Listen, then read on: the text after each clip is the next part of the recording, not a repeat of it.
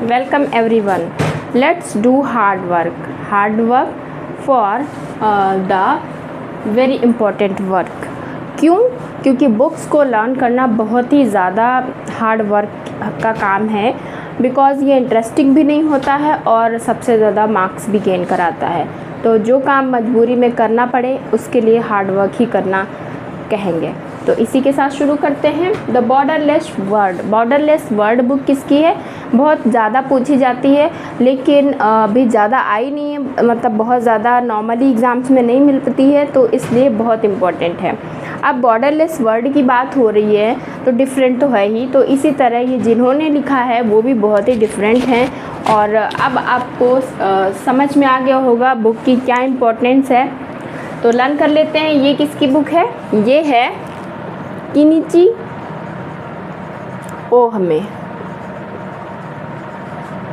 तो जैसे ये होता है ना कि ओ गॉड ये काम हो गया, तो बॉर्डरलेस वर्ल्ड है। तो जैसे ओ गॉड बॉर्डरलेस जाना है या ऐसी जगह जाना है, तो बॉर्डरलेस वर्ल्ड पे जाएंगे तो आपको याद करना पड़ेगा ओ गॉड, उसी से हम रिलेट करेंगे ओहमे। तो ये बुक किसकी है? ओहमे की। ओके, तो बॉर्डरलेस वर्ल्ड लर्न हो गई आपको। अब बढ़ते हैं आगे। The wages, labour and capital. वैसे अगर मैं आपको गेस करने के लिए बताऊं तो आप गेस भी कर सकते हैं इस बुक को कि किसने लिखा है। जिसका काम कैपिटल पे ज़्यादा होगा उसने ही लिखा होगा, लेकिन कैपिटल पे तो कई लोगों ने काम किया है। अब मैं आपको गेस करने के लिए बताती हूँ कि ये बुक जो है वो एक क्लासिकल थिंकर हैं और आपके सोशियोलॉजी में बहुत ही नॉर्मली उनको हम लोग बहुत ही स्टार्टिंग में पढ़ते हैं उनको। अब आप समझ गए होंगे कि कैपिटल पे काम किसका है और ये बुक किसकी हो सकती है। तो आप गेस कर लीजिए। आई थिंक आप दो को तो फाइंड आउट कर लिए होंगे और वहीं पे प्रॉब्लम होती है जहाँ पे हम दो फाइंड आउट कर लेते हैं और फिर हमें एक नियरेस्ट नहीं पता चल पाता है और हमारा आंसर रॉन्ग हो जाता है। तो कुछ ऐसी ही क्रिटिकल कंडीशन इस बुक के साथ भी है। मैं ऑप्शन देती हूँ, वेबर या मार्क्स में से कोई एक है, मे भी आप कर सकें क्योंकि दोनों का ही काम कैपिटल पे है। तो the wages, labour and capital. अब जिसका ज़्यादा काम है उसकी ये बुक है और अब आप समझ गए आंसर, यानी मार्क्स की बुक है। ओके, और इतनी कहानी हमने बताई तो अब आप भूलेंगे भी नहीं क्योंकि वेजेस भी है, लेबर भी है और कैपिटल भी है और मार्क्स को तो आप जानते ही हैं।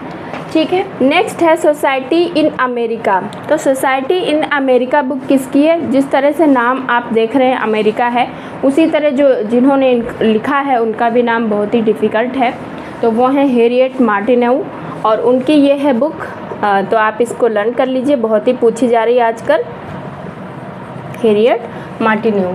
नेक्स्ट है culture and imperialism. Culture and imperialism भी बहुत ज़्यादा एग्ज़ाम में पूछी जा रही है, बहुत इंपॉर्टेंट है और इनको आप थोड़ा बहुत जानते हैं। तो जिनको आप थोड़ा बहुत जानते हैं वो कौन है? वो है आपके एडवर्ड सेड। तो इनको तो आप जानते ही हैं क्योंकि आपके सोशियोलॉजी में है, आपने इनको पढ़ा है अच्छे से। और बाकी सोसाइटी इन अमेरिका ज़्यादा नहीं आई है पर इम्पॉर्टेंट है, तो इसको लर्न कर लीजिएगा, आने की पॉसिबिलिटी है।